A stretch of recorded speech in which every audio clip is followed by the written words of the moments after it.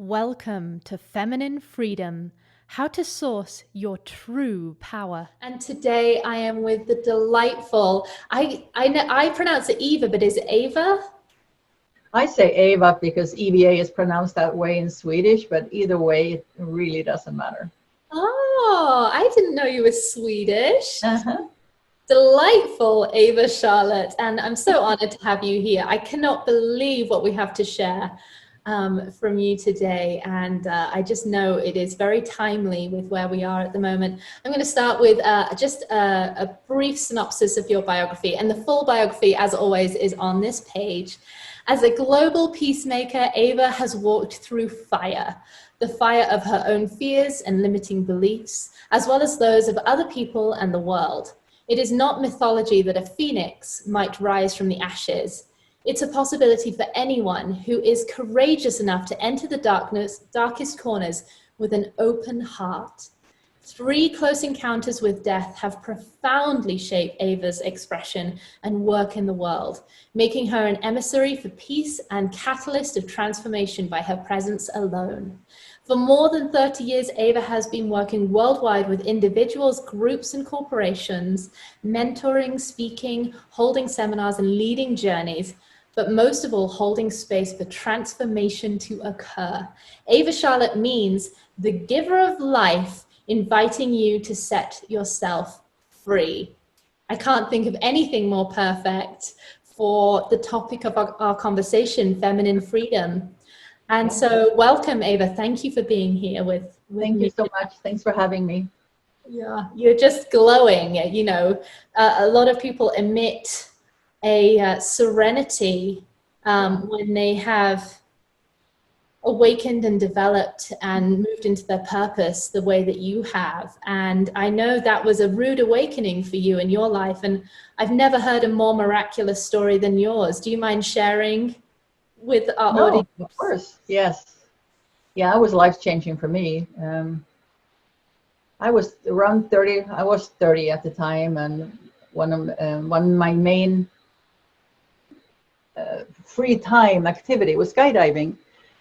And I had done around 100 jumps that day, and actually I had already done 100. I had done 100 jumps total, and 4 jumps that day, and I felt pretty satisfied.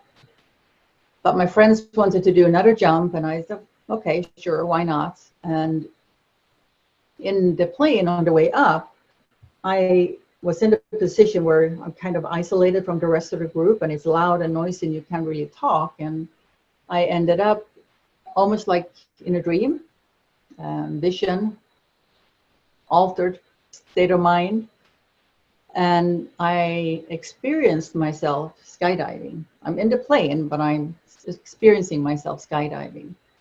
And in this dream, I had to pull my reserve, which I had done a couple of times throughout my 100+ jumps already. Not a big deal. So I did in the dream, and it broke. And I can only share the story and the experience linear, because language is linear, but my experience in this vision was holographic. So I could see everything in one moment. I saw my life and how I was living my life from a very victimized, powerless place. Not happy at all. I was successful, and anyone who saw me would see a strong, independent, successful woman, but internally I was miserable and nothing made sense. And the world is just so crazy, and all the selfishness and corruption, and I just could not make sense of it. And I really did not want to be here. I carried that like this. I always carried that I don't really want to be here.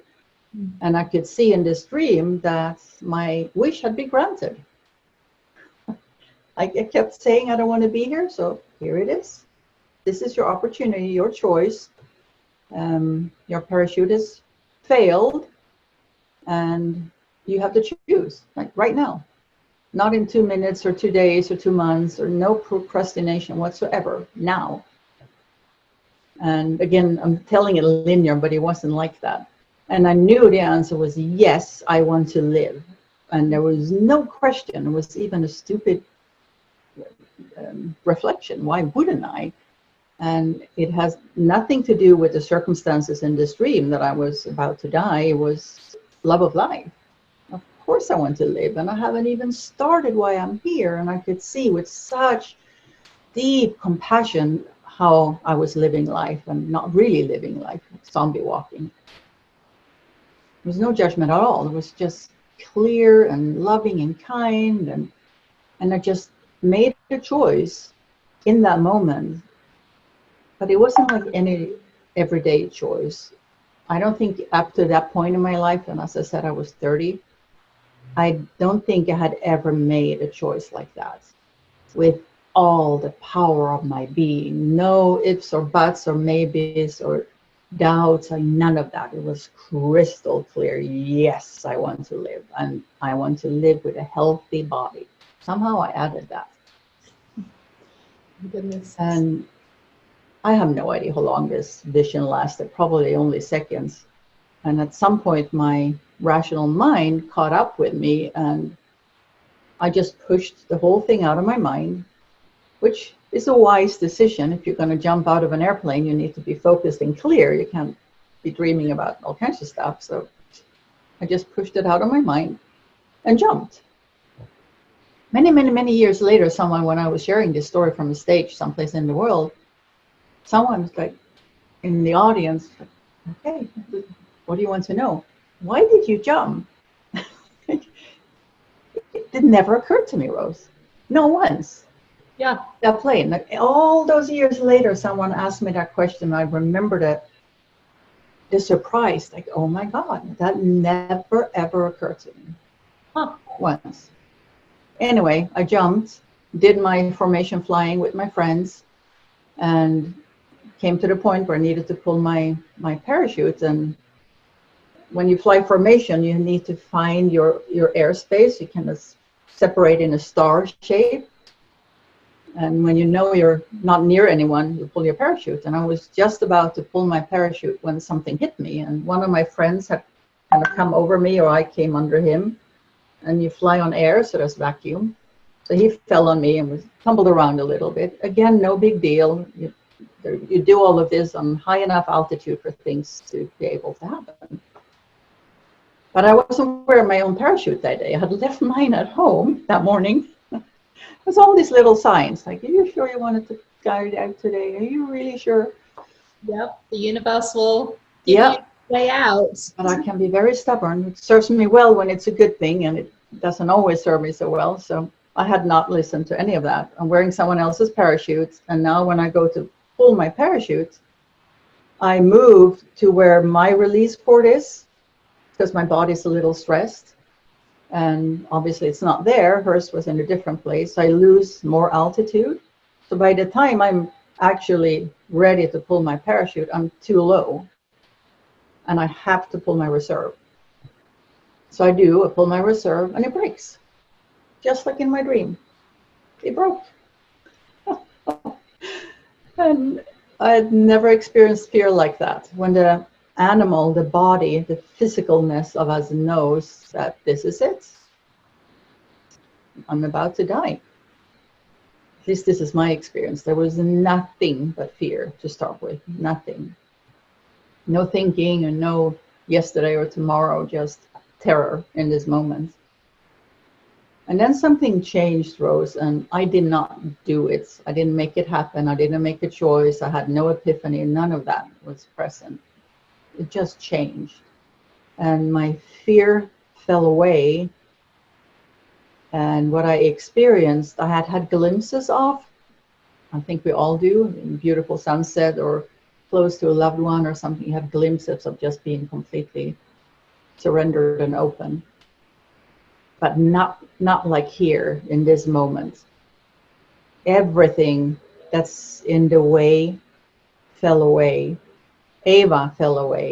And what was left is pure bliss, consciousness. I was completely peaceful, the best word I could find for years was grace.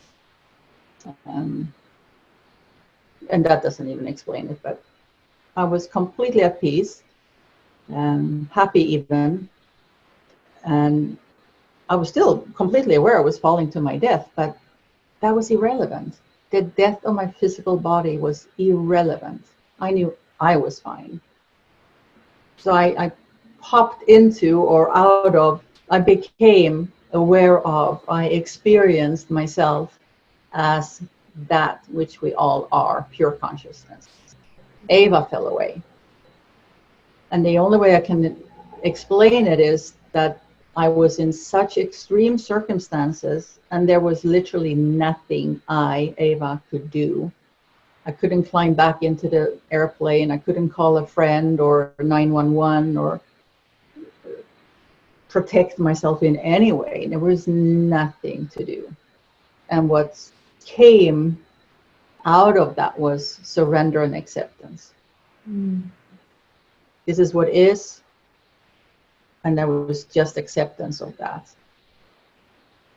And obviously it changed my experience completely. The fear fell away and I was just peaceful and okay and happy, and it was absolutely amazing. It changed my life forever, because if I can experience myself and my circumstances like that in such an extreme circumstance, why would I ever worry about a stupid comment or not having enough money or this or that, all the stuff of life? Of course I still did, but I now knew this is not necessary. There is a different way of walking through life, and I wanted that so badly. I got this little taste, and everything became about walking through life in that state of being, in that awareness, in that acceptance, in that I am awareness. Wow. That's the starting point for me. Completely changed the direction I was walking, just like that.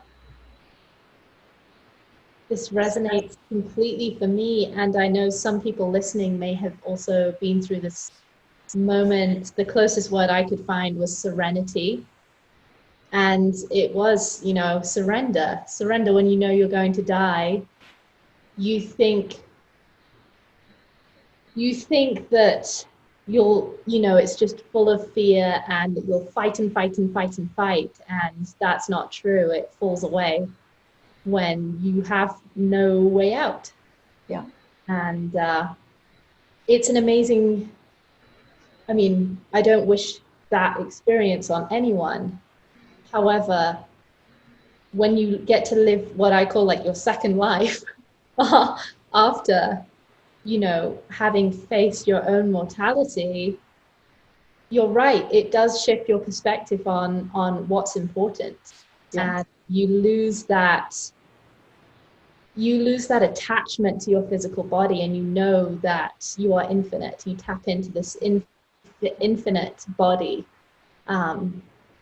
That is, just so profound. I'm so curious what happened. What do you remember next as you fell and your reserve had failed? Well, I was very present to this moment, and I could see something was messed up right there. I just felt tossed and turned all over the place. People on the ground later told me that the parachute would come out, like the wing shape it is, and it was collapsed on one side, which meant it would swing me like this.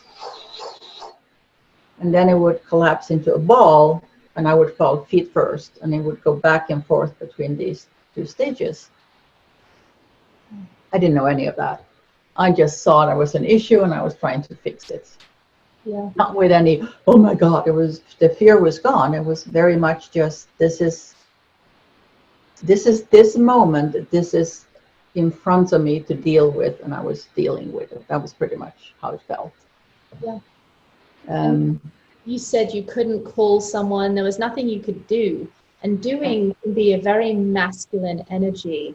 And then you came into this place of, as you called it, peace, but no word really covers this grace. And you came into surrender, and that is a very feminine energy. Had you experienced that kind of energy in your life before that point? Glimpses, not quite like this. And it's interesting to look at it from that perspective, and the feminine energy being more circular, more holding, more receiving. And I felt very much in that energy, but it didn't mean no action. It was just action from a different place. Very surrendered and at peace with what is. And at the same time, there is this in front of me, and I was trying to kind of untangle lines, because that's what was in front of me. To the extent that I completely forgot about landing and preparing and protecting my body and all of that. I just smacked right into the ground. And I remember that. I remember the pain of it. It was so painful, and all the air was pushed out of my lungs because I smacked into the ground. Couldn't breathe. Blood coming out of my mouth, and people coming running from everywhere, and they had literally pretty much written me off just seeing the unfoldment of it. But there's procedures, very much security procedures around skydiving, so if anything is not looking right, you have to call the ambulance. And they were just, what's the point? But they did anyway. So when I smacked into the ground, the ambulance was sitting there. And it's fascinating because I had no control over where to land. Normally you can precision land on a dime. You have very precise control. I had no control because that was broken. I could have landed on the tarmac of the airfield, or in electrical lines, or on the road in front of a car, and all those kind of things. Instead, I landed in the field of prop around the airfield. I could have landed when the parachute was out like a wing and collapsed, swinging my lap like that, or I could have landed when the parachute was a ball and feet first. If I had landed like that, feet first, I would have broken my neck, my back, legs pushed into my body. It would have been really ugly. Instead, I landed when the parachute was out, and I was being swung in a circle, which meant I came in. I didn't come in like that. I came in sideways. Wow. Which diverts the impact. Well, sideways, downwards. And I did that in a field of crop that wasn't harvested yet. So that slowed me down. Like all the things that could go one way or the other, not just one or two, but all of these different things that could have played a role in how this unfolded, they all went into favor of me being as little harmed as possible. This was a Sunday afternoon in small town Sweden, and someone was out driving, and he's seeing that doesn't look too good, I better stop. He's an emergency room doctor. He's standing there waiting. Like wow. That kind of thing. Oh my goodness. But he was right there, right there. You said to the universe, you said, I want to live, and I want to live with a healthy body. Yeah. That was one of my biggest takeaways. I walked through life feeling very powerless. What can little I do? And every time I tried speak up to injustice, or, any in the workplace or friend circle or wherever it was, I would be the one crucified. It happened over and over and over.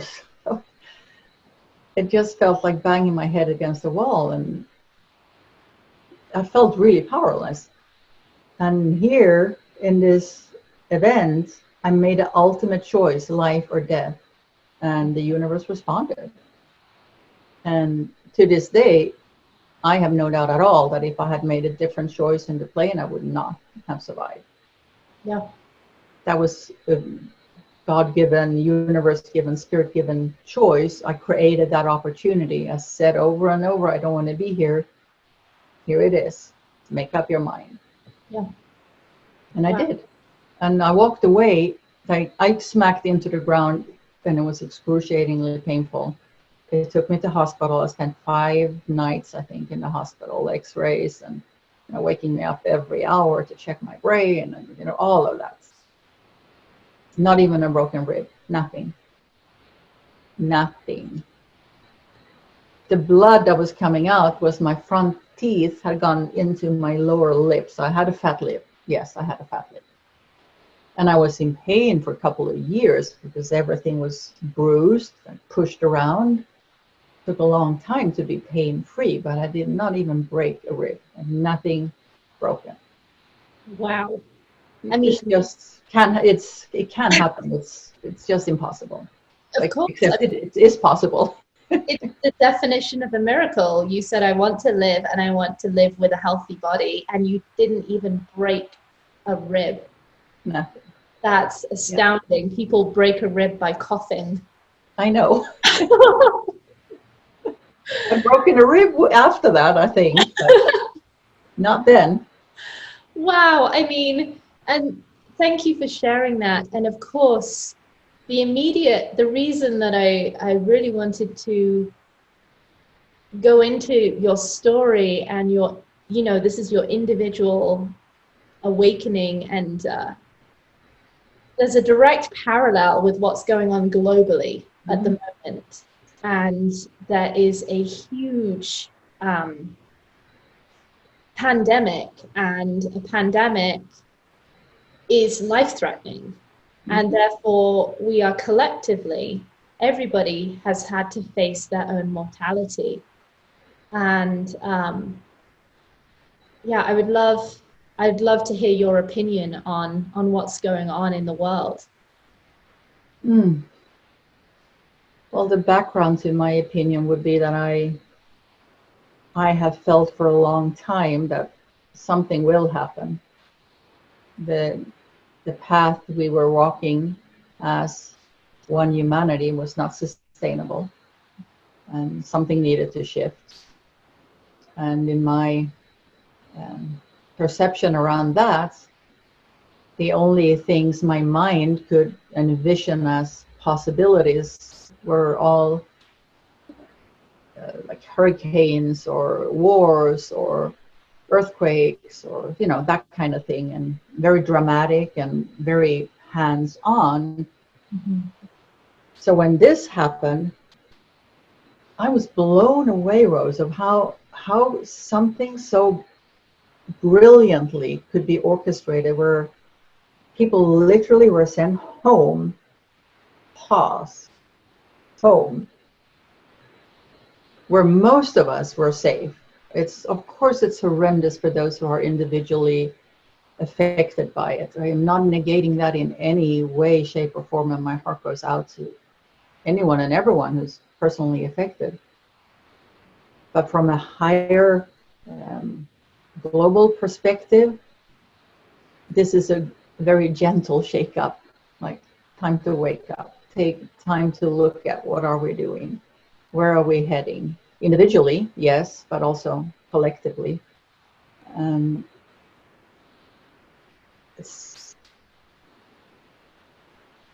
It's brilliant because there is this potential threat to any one of us. No one is immune in that sense, if we're using this as the example. And everyone gets to look at their relationship to mortality and death and fear and information and interpretations and division, all of that. It's like peeling off the protective layer of what's already present, and it's in our face. And I can't think of a better gift for all of us to really, really shift. Yeah.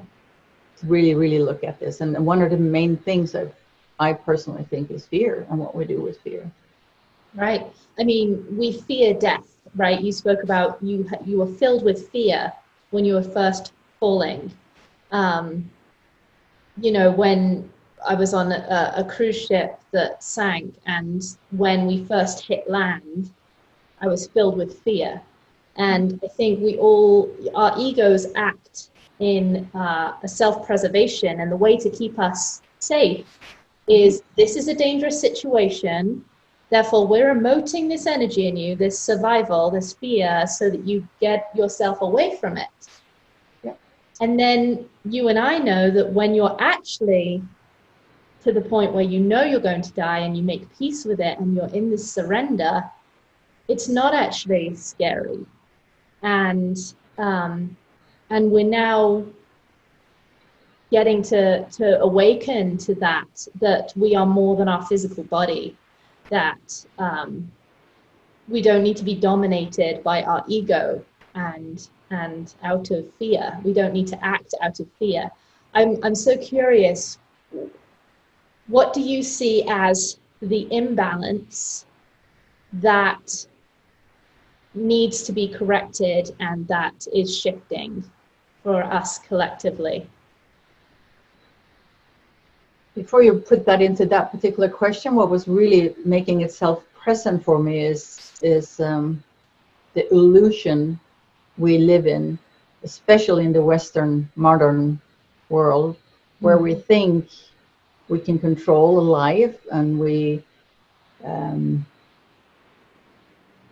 set our lives up in a way, outside in, putting everything in place so we can feel whatever it is we want to feel, which for most of us includes safety, happy, feeling good about ourselves, having some kind of purpose, relationships, all of that. We put all of that in place outside in. So if I have the right job and make enough money in this house and like everything is stable, then I think I'm safe. And this pandemic has really shown us how, what's the word? It can disappear in a moment. Life can happen like that, like a skydiving accident or cruise ship or a pandemic. Life happens, everything changes. And if we're so attached to the external being a certain way in order for me to feel how I want to feel, so to use fear or safety as an example, we set everything in motion to feel safe. And when the external changes, fear is present, not just because it's the body's response to danger, but also because the mind is out of control. And that fear is much more dangerous. Much more dangerous. And the biggest shift I think we can do is learn to live inside out, which is what happens in those extreme circumstances. You experienced it, I experienced it, that all of a sudden this serenity, peace, power, whatever it is so present regardless of circumstances. And by being able to walk like that in life, you become in a way immune to external circumstances. It's not exactly true. The way I look at it now is that this body, mind, and emotion all belong to the world. It's born out of matter and it will return to matter. It belongs to this world, and it's very susceptible to the world. It feels everything, and it's built to be that way. It's like you mentioned, we have a fear response coming up for us to be safe, to survive. It's necessary for survival. That's the physical body's natural fear. But then we also have the mind's illusionary fear. What if that happens? What if this? Or he could say that, or she could betray me, or all that kind of stuff. That is completely imaginary fear. And we don't distinguish between them. And that particular fear tends to run our lives. War starts because of that. Yeah. When you walk with that fear within you, it might show up in a conversation with your neighbor. That's no different than going to war with another country. It's the same energy. We're never going to get external peace until we work on finding it in ourselves. It's not them, it's right here. And so now collectively, we all have this opportunity to look and identify what is internal, and then what do we want to bring into the world? Like you said, instead of going outside, making the outside look shiny, how can we make look inward and act in a pristine energy, in an energy that's totally authentic to who we are, what we believe, and the values that we hold dear to our heart, instead of behaving and performing out of fear, which is, a very stressful way to exist. Yeah. It's so very present in the world right now. The core of it is fear. It might not feel that way always when we have different opinions about things, but ultimately, I personally believe it comes from uncertainty and fear. When we have verbal wars going on, different opinions on this or that. You were saying to become aware of what's mine when something is happening, and I would take that even further and say, whatever is arising in me is always mine. Whatever I feel, whatever I think, whatever is going on here is mine, and it's my responsibility. It might be triggered by something out there, and that something out there might even be real, like a skydiving accident or a car is about to hit you. There's real danger there. But what's coming up in me is still mine. And I can claim ownership of that. And by doing that, I also retrieve my own power to change it. If I created it, if it's in mine, I can shift it. If I say, you are doing this to me, I'm giving you all that power. Now you have to change for me to feel better. But when I claim it as mine, I also take my power back, and I can change it. Wow. And I can then see this, okay, so is the real danger here right now? And really be ruthlessly honest, like ruthlessly. An opinion is not dangerous to me. You thinking something different from me is not dangerous. Really, really looking, what is there absolute danger in front of me right now that I have to take action? It might be potential danger, but is the danger here? And most of the time, no. Even in this time, the pandemic is out there, potential danger. Do whatever you feel is necessary to protect yourself when you're moving in the world, absolutely. But the fear inside is really more than I would say more than 90% mind created and not necessary. Yeah. Awareness of danger, yes. Making that into fear, something else. One of the ways I like to talk about it is if something is triggering me and I feel fear arising in me, it starts like that. It's like a surge that moves through you. Any emotion, I'm just using fear as an example. I can acknowledge that fear is present, because that is true, regardless of if it's a real danger out there or not. The fear is not real, because it's present in my being and I'm experiencing it, I'm feeling it. With awareness, I have a choice to look at the fear and my surroundings and make the conscious decision if I need to act or not. And I can also make a conscious decision if I want to grab onto the fear, claiming it, saying, I am afraid. Fear is present or I am afraid. Those are not the same thing. That's so powerful. If you start playing with that, any emotion, or any thought, a stream of thought, an emotion is present.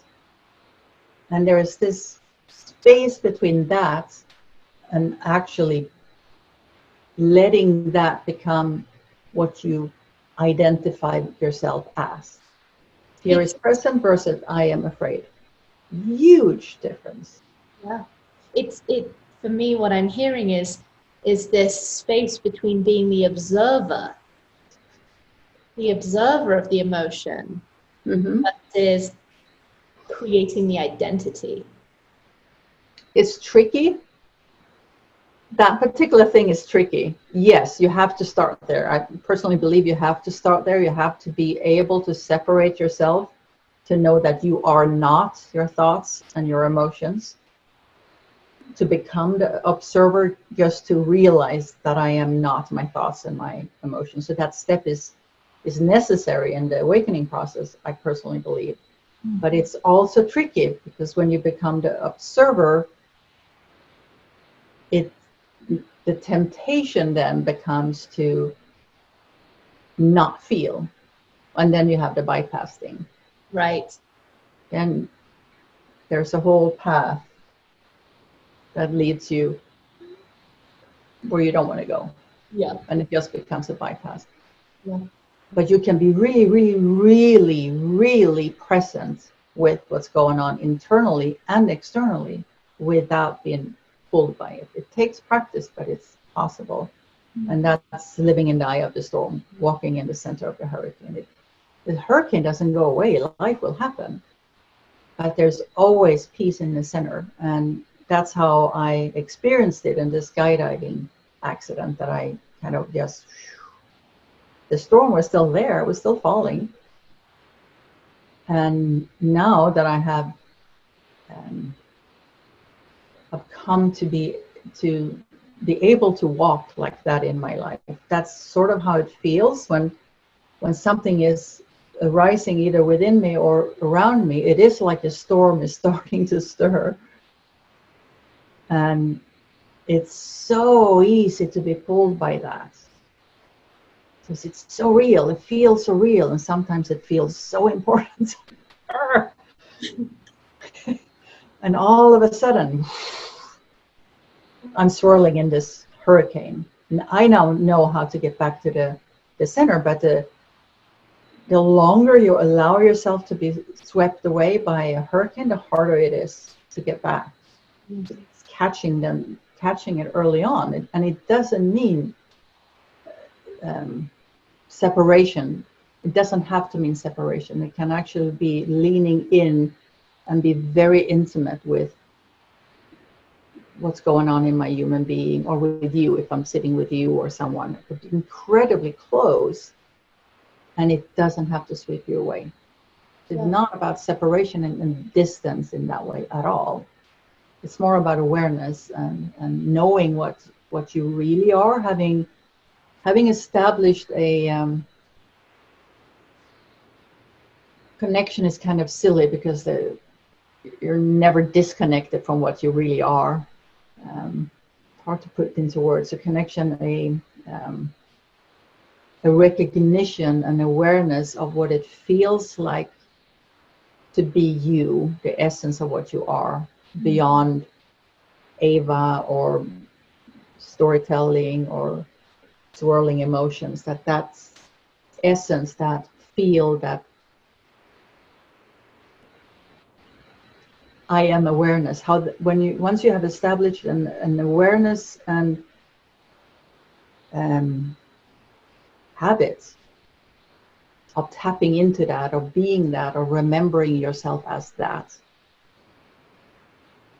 then you can walk from that place where we're talking about the divine feminine. That's where the divine feminine and the masculine they're always balanced.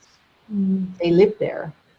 And we only have a disconnect because we're being pulled by all these habits and stories we have about ourselves. And as women, we walk with certain stories, and men walk with other stories. And it's not just mental, it's also held in the DNA.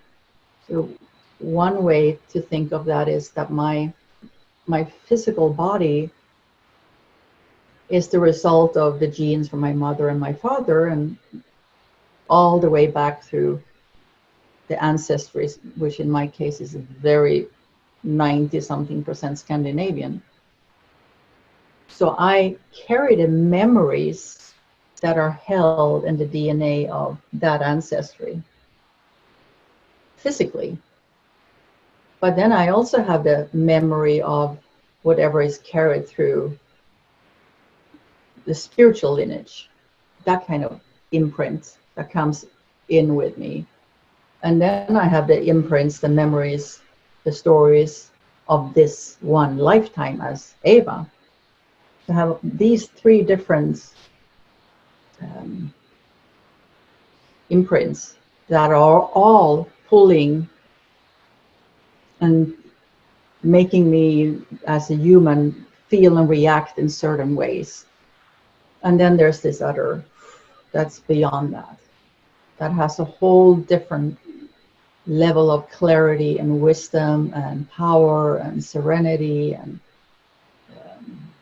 detachment without separation. So close and so compassionate and embracing and respecting everything. Doesn't make things right per se, but there is an understanding of, you look at a human and you understand where that human being is coming from ancestrally and in this life. It always makes sense how they act. Always. How could they not act that way? Look at what that person has walked through. And I'm to judge him or her because he's now reacting. Doesn't make it right, but I can understand how it can be that way. It just changes how you look at life. It's a very different lens. I'm so glad that you went so deep into that, because you put words to something that, when you say like walking in the essence of who you are, and the storm can be swirling, but if you're centered in that, it's a really powerful place to operate from. And, it doesn't need to take a life-threatening event to find that place. No, not at all. Yeah. So thank you for putting it in a new verbiage that I hadn't contemplated before. For me, this has been very educational and so profound. Eva, wow. Yeah. Yeah. Then it's how do we bring seeds of this so that neighbors that are fighting over a fence can be more understanding and more compassionate, and how important is it really, and how can we find understanding and agreement instead of needing to be right and all of that. And the pandemic definitely has that at its wear a mask, then wear a mask. Is it real? Is it not real? Yeah. It's very divisive. It can feel very divisive. And because there's potential danger, it becomes so inflamed. The fear underneath it all. This is my life. And then our freedom comes into question. And yeah. It's very complex. It is very complex. In that whole, when you step into that, which is really trying to untangle the hurricane. Yeah, I don't know how we will ever find a pathway out of this by trying to untangle the hurricane, when finding our way into the center of the hurricane would really shift everything. Absolutely. Yeah, I second that.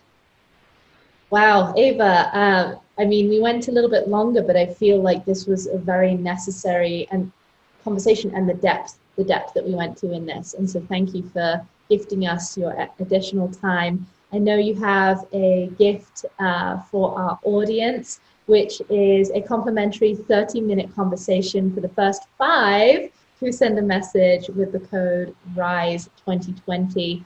The details are below this video. Those 5 people are going to be very lucky, Ava, to get to have a conversation with you. You are so profound. And is there anything you'd like to say as we wrap up? Just that I look forward to talking to those who reaches out, and I can't wait. I love having conversation with people. It was my favorite thing. Well, it's been my favorite thing to have this conversation with you. So thank you for gifting me your time. Thank you for gifting our audience your time. And I really feel like the way that you speak and have spoken today is so profound. And I really I'm so thankful that you are sharing your story and using it to empower other people. Thank you. You too. It's an honor to be here with you. Thank you. That means a lot. And to everyone watching, thank you for tuning in. And we would love to know your thoughts. So just share with us, what lit up for you from listening to this. And Ava, thank you again. And to everyone at home, we'll see you next time. Bye, everyone.